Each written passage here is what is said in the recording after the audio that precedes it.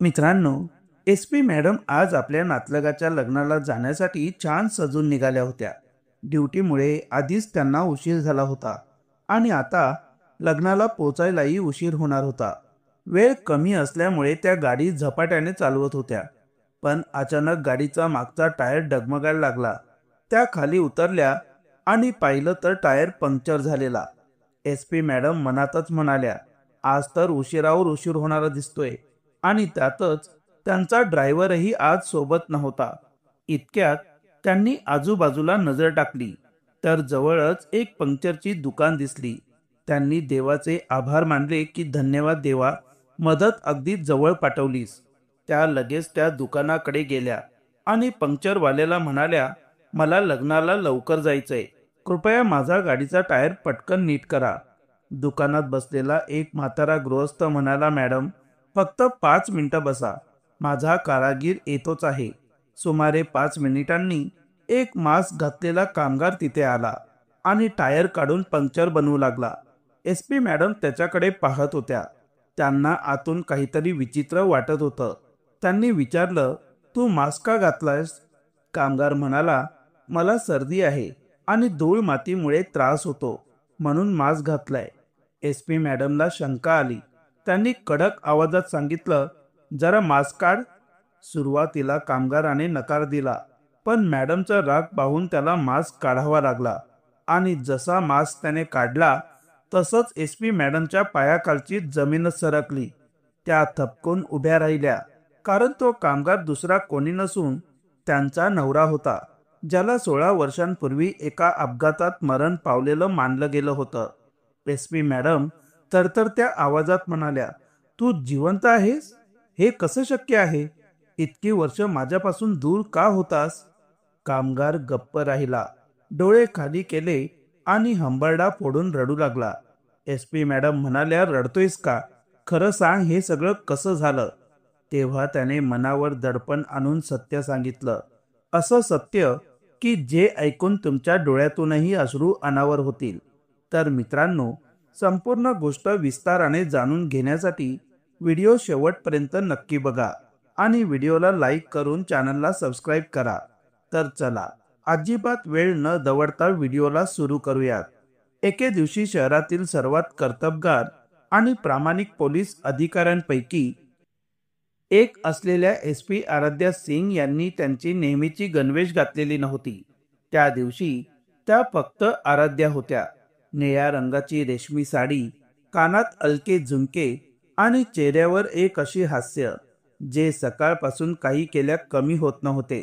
शेवटी का नाही होणार?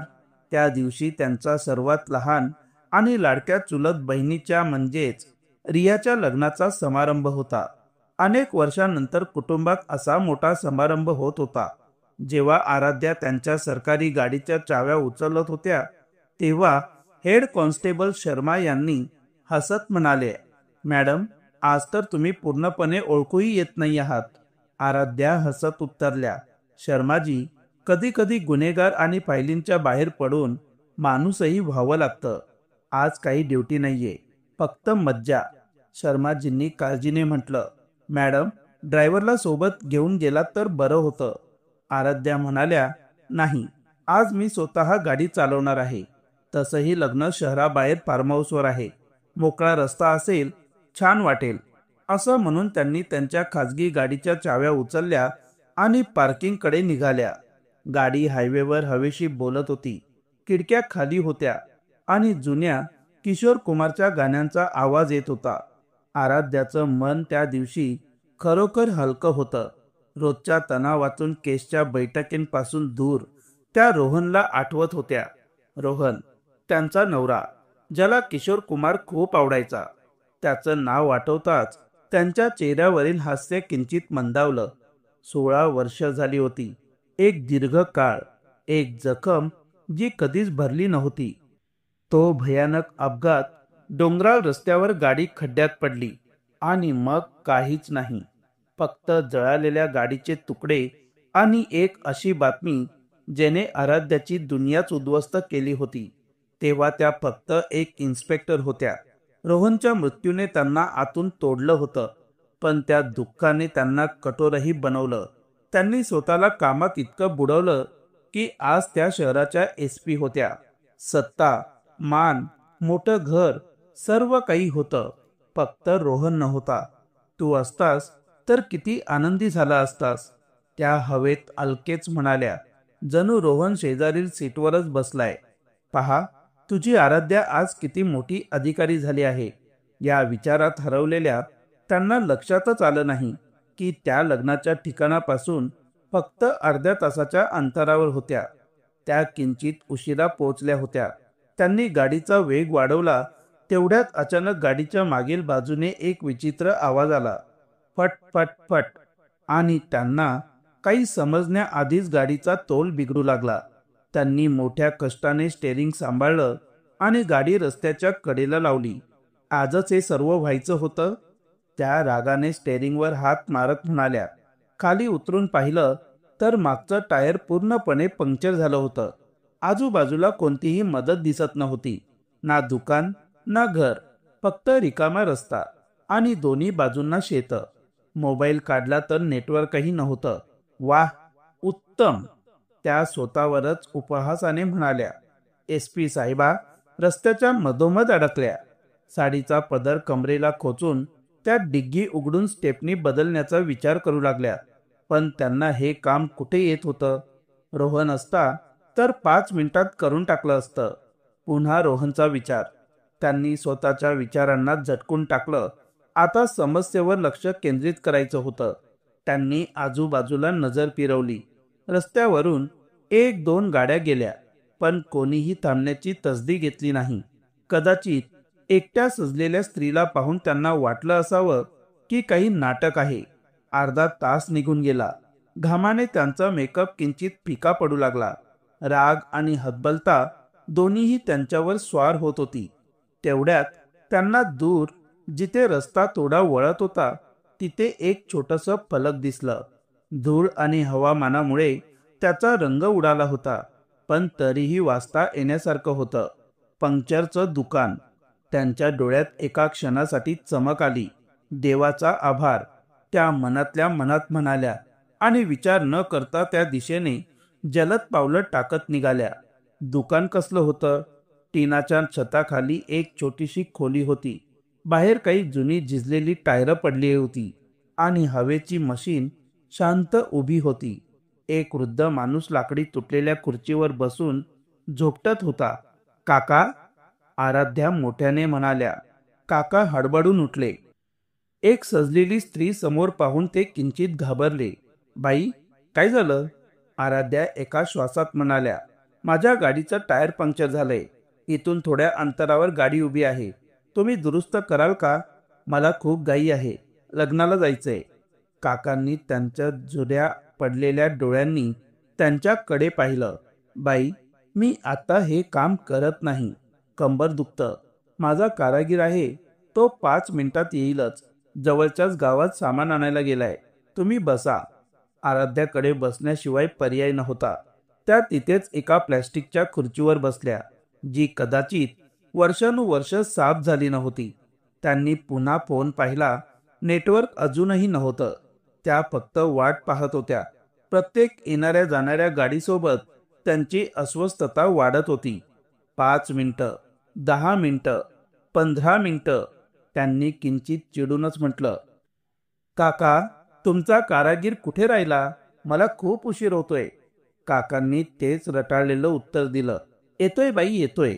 तेवढ्यात एक जुनी खटारा सायकल दुकानासमोर येऊन थांबली. त्यावर एक माणूस होता. क्रूश, घाणेरड्या कपड्यांमध्ये. त्याच्या चेहऱ्यावर गलिच्छ मास्क होता, ज्याने त्याची नाकापासून ते हनुवटीपर्यंत झाकली होती. डोक्यावर उन्हापासून वाचण्यासाठी गमछा गुंडाळलेला होता. आला आला माझा कारागीर. काकांनी सुटकेचा श्वास घेतला. जा रे, मॅडमच्या गाडीचं टायर पंक्चर आहे.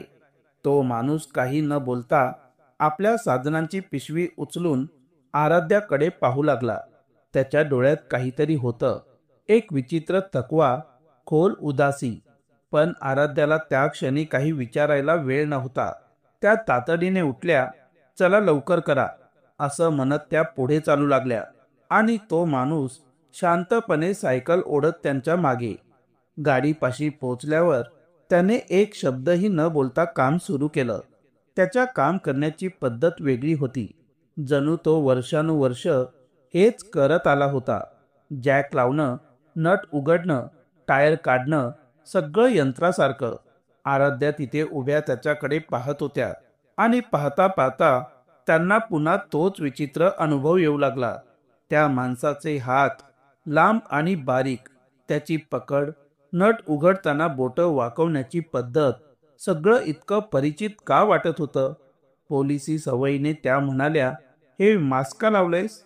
त्या माणसाने एक क्षण कान थांबवलं, पण त्यांच्याकडे पाहिलं नाही. खाली टायर पाहतच तो दबक्या आवाजात म्हणाला, "सर्दी आहे मॅडम, आणि धूळ मातीमुळे ॲलर्जी आहे." त्याचा आवाज भारी आणि थकलेला होता, पण त्यातही काहीतरी होतं ज्याने आराध्याच्या मनातील काही जुने तार छेडले.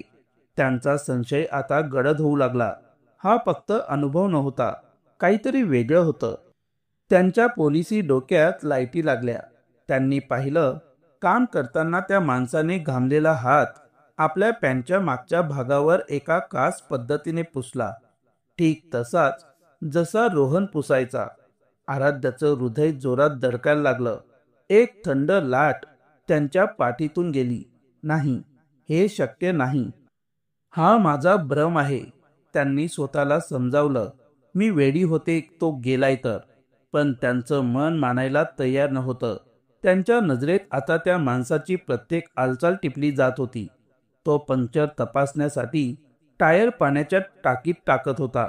त्याच्या मानेचा मागचा भाग उघडा होता आणि तिथे कानाच्या खाली एक छोटासा तीळ होता.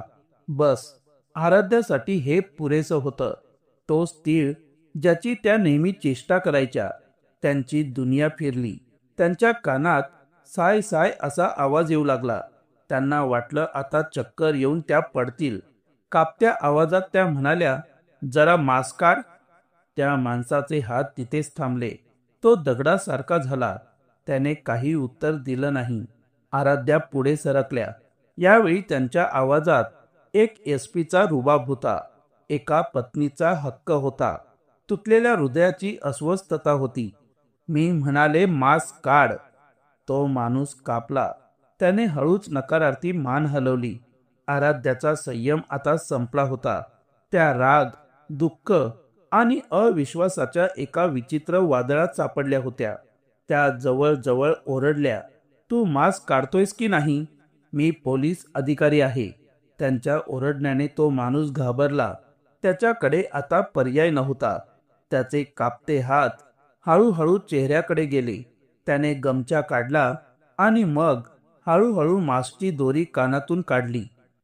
मास्क खाली आला आणि समोर जो चेहरा होता तो पाहून आराध्याचा श्वासच थांबला. त्यांच्या पायाखालची जमीनच सरकली. काळ थांबला. गाड्यांचा आवाज, हवेची सळसळ, सगळं बंद झालं. तो चेहरा तसाच होता. थोडा वृद्ध, थोडा थकलेला. गाल आत गेले होते. डोळ्यांखाली खोल खड्डे होते. कपाळावर रेघा पडल्या होत्या आणि एका गालावर लांब लचक जखमेचा निशाण होता. पण डोळे, तेच डोळे होते, तेच नाक, तेच होठ. तो रोहनच होता. त्यांचा रोहन, जिवंत. आराध्याच्या तोंडातून एक शब्दही निघाला नाही. त्या दगडाच्या मूर्तीप्रमाणे त्याच्याकडे पाहत राहिल्या. त्यांचं डोकं सुन्न झालं होतं. ज्या माणसाचं त्यांनी स्वतःच्या हातांनी अंत्यसंस्कार केले होते, तो आज त्यांच्या समोर पंक्चर बनवणारा मजूर म्हणून उभा होता. रोहनच्या नजरा आराध्याशी मिळत नव्हत्या. तो फक्त जमिनीकडे पाहत होता. आणि मग 16 वर्षांपासून दाबलेलं एक बांध तुटलं. त्याच्या डोळ्यातून अश्रू वाहू लागले. तो काही बोलू शकला नाही. तो तिथे जमिनीवर बसून मुलासारखा रडू लागला. त्याच्या हिचक्या संपूर्ण वातावरणात घुमत होत्या. त्याचं रडणं पाहून आराध्या भानावर आल्या. त्यांचेही अश्रू आता वाहू लागले होते. त्या हळूहळू त्याच्या जवळ गेल्या आणि त्याच्या समोर गुडघ्यांवर बसल्या. त्यांनी कापत्या हाताने त्यांच्या खांद्याला स्पर्श केला. "रोहन." त्यांच्या तोंडातून प्रश्नांसारखी कुजबूज निघाली. "तू जिवंत आहेस? हे कसं शक्य आहे?" रोहनने काही उत्तर दिलं नाही. तो फक्त रडत राहिला, जणू आपल्या अश्रूंमधून 16 वर्षांचं दुःख वाहून टाकू इच्छित होता. आराध्यांनी त्याला झटकून म्हटलं, का रडतोयस? मला सांग. मला खरं खरं सांग, तू जिवंत कसा आहेस? आणि तू माझ्यापासून इतकी वर्ष दूर का होतास? तुला माहिती आहे का, मी ही 16 वर्ष कशी काढली? तुला माहिती आहे, मी प्रत्येक क्षण, प्रत्येक श्वासात मरत होते. त्यांचा प्रत्येक प्रश्न एका बाणासारखा होता, जो रोहनच्या हृदयात खुपत होता. पण तो शांत होता. त्याची शांतता आराध्याला वेडं करत होती. तुला माझी शपथ रोहन, तुला आज खरं सांगावंच लागेल. तू हे सगळं का केलंस? जेव्हा आराध्यांनी शपथ दिली, तेव्हा रोहनचं रडणं किंचित थांबलं. त्याने आपल्या लाल सुजलेल्या डोळ्यांनी प्रथमच आराध्याकडे पाहिलं. त्या डोळ्यात इतकं दुःख, इतकी हतबलता आणि इतकी भीती होती की आराध्याचं हृदय कापलं. त्याने तुटक्या कापत्या आवाजात बोलायला सुरुवात केली आणि जे सत्य त्याने सांगितलं ते एखाद्या भयानक स्वप्नांपेक्षाही भयावह होतं. त्याने हिचक्यांमध्ये सांगायला सुरुवात केली, मला माफ कर आराध्या. मला तुला सोडायचं नव्हतं. मला भाग पाडलं गेलं. त्याने सांगायला सुरुवात केली, तो अपघात नव्हता आराध्या. ती एक नियोजित कट रचनाच होती. तुला आठवतंय का, माझ्या मृत्यूच्या काही महिन्याआधी मी नाशिकमधील एका मोठ्या सरकारी हायवे प्रोजेक्टवर काम करत होतो. आराध्याने होकारार्थी मान हलवली. मी एक सिव्हिल इंजिनियर होतो आराध्या. माझं काम फक्त नकाशे आणि बांधकाम पाहणं होतं. पण मला काहीतरी गडबड जाणवली. जे मटेरियल वापरलं जात होतं ते खूपच निकृष्ट होतं. सिमेंट, सरिया, सगळं. जेव्हा मी खोलवर तपास केला तेव्हा माझे होशच उडाले. त्या संपूर्ण प्रोजेक्टच्या नावाखाली मुंबईचा सर्वात मोठा गुंड पाटील आपला काळा पैसा पांढरा करत होता आणि त्याचबरोबर कोट्यवधींचा सरकारी मालही खात होता. आराध्याचा चेहरा पांढरा पडला. पाटील? हे नाव ऐकून मोठमोठ्या पोलीस अधिकाऱ्यांचाही घाम सुटायचा. त्या वर्षानुवर्ष त्याला पकडण्याचा प्रयत्न करत होत्या, पण तो नेहमी कायद्याच्या कचाट्यातून निसटायचा. रोहन पुढे म्हणाला, मी प्रामाणिक होतो. मी सारे पुरावे गोळा केले. दुसऱ्या दिवशी मी पोलिसांना सगळं सांगणार होतो, पण कदाचित पाटीलची माणसं सर्वत्र होती. त्या रात्री मी साईटवरून परत येत असताना मला पकडलं गेलं. मला पाटील समोर नेऊन उभं केलं गेलं. तो हसला. त्याने माझे सारे पुरावे माझ्या समोर जाळले आणि म्हणाला, इंजिनियर, तुझ्या पुढे 2 मार्ग आहेत.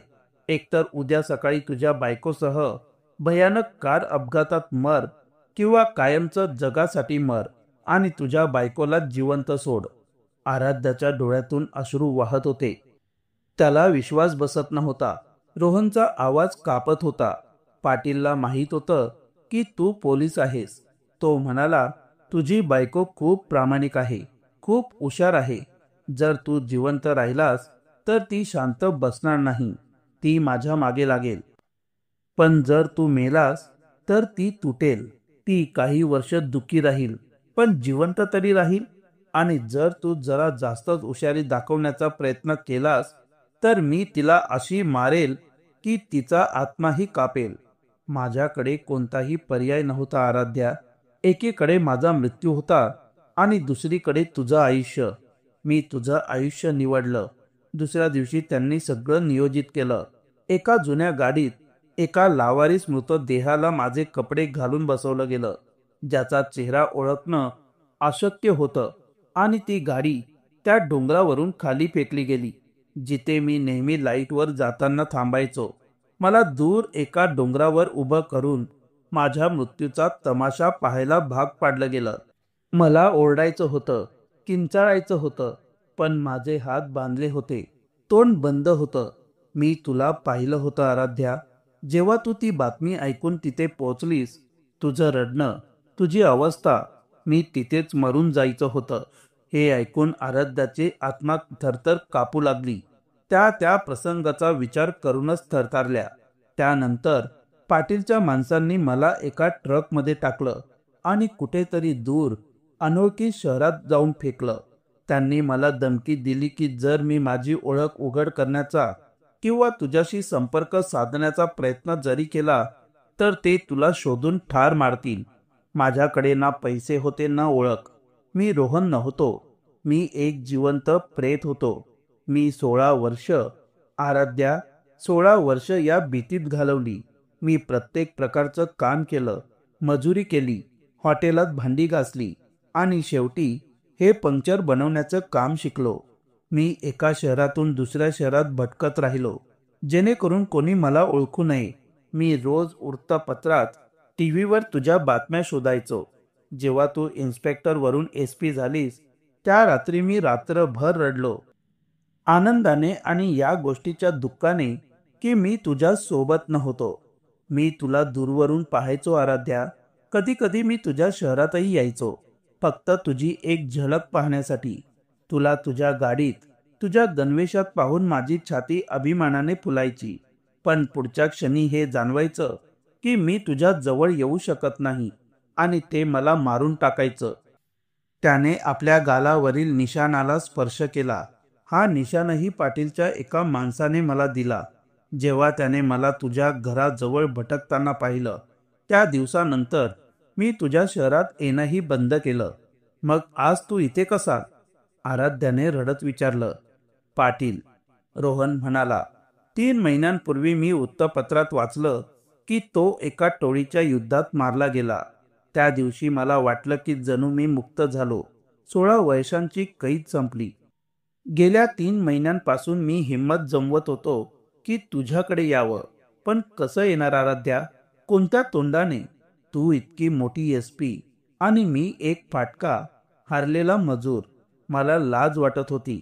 मी स्वतःला तुझ्या योग्य समजत नव्हतो. मी फक्त योग्य वेळेची वाट पाहत होतो. पण मला माहीत नव्हतं की नशिबाने आपली अशी भेट घडवून आणली आहे. ही सारी कहाणी ऐकून आराध्या आता रडत नव्हत्या, तर त्या सुन्न झाल्या होत्या. त्यांच्या नवऱ्याने त्यांचं प्राण वाचवण्यासाठी आपलं संपूर्ण आयुष्य बलिदान दिलं होतं. त्याने 16 वर्षांचा नरक भोगला होता, फक्त यासाठी की त्या सुरक्षित राहाव्यात. त्यांनी रोहनचा चेहरा आपल्या हातात घेतला, त्याच्या डोळ्यात पाहिलं आणि म्हणाल्या, तू हे सगळं एकट्याने कसं सहन केलंस रोहन? माझ्याशिवाय तू कसं जगलास? याचा विचार का नाही केलास? मी प्रत्येक क्षण तुझ्या सोबत होतो आराध्या. रोहन म्हणाला. 16 वर्षांचं अंतर, 16 वर्षांचं दुःख आज त्या अश्रूंमधून वाहत होतं. लग्नाचा समारंभ, उशीर, सगळं निरर्थक झालं होतं. जो खजिना त्यांना हरवला होता तो आज त्यांना मिळाला होता. त्यांच्या समोर जगातील प्रत्येक गोष्ट फिकी होती. त्यांनी रोहनचा हात पकडला आणि त्याला उभं केलं. त्याच्या डोळ्यात पाहत त्या म्हणाल्या, घरी चल रोहन. पण तुझं लग्न? रोहन म्हणाला. आराध्याने त्याचं बोलणं मध्येच तोडलं. माझ्या आयुष्यातील सर्वात मोठा आनंद आज पूर्ण झाला आहे. यापेक्षा मोठं कोणतंही लग्न नाही, कोणताही समारंभ नाही. तू माझ्या सोबत आहेस, हेच माझ्यासाठी पुरेसं आहे. त्यांनी पंक्चर टायर तिथेच सोडलं. रोहनला गाडीत बसवलं. आज स्टेअरिंगवर आराध्याचे हात होते आणि शेजारी 16 वर्षांनंतर त्यांचा रोहन बसला होता. गाडी लग्नाच्या ठिकाणाकडे नाही तर त्यांच्या घराकडे निघाली होती. ते घर जे 16 वर्षांपासून फक्त एक मकान होतं आणि आज पुन्हा घर बनणार होतं. किशोर कुमारची गाणी अजूनही वाजत होती, चिंगारी कोई भडके. आणि आज या गाण्याचा अर्थ त्यांच्यासाठी पूर्णपणे वेगळा होता. ती त्यांच्या प्रेमाची चिंगारी होती, जी 16 वर्षांच्या वादळानंतरही विझली नव्हती.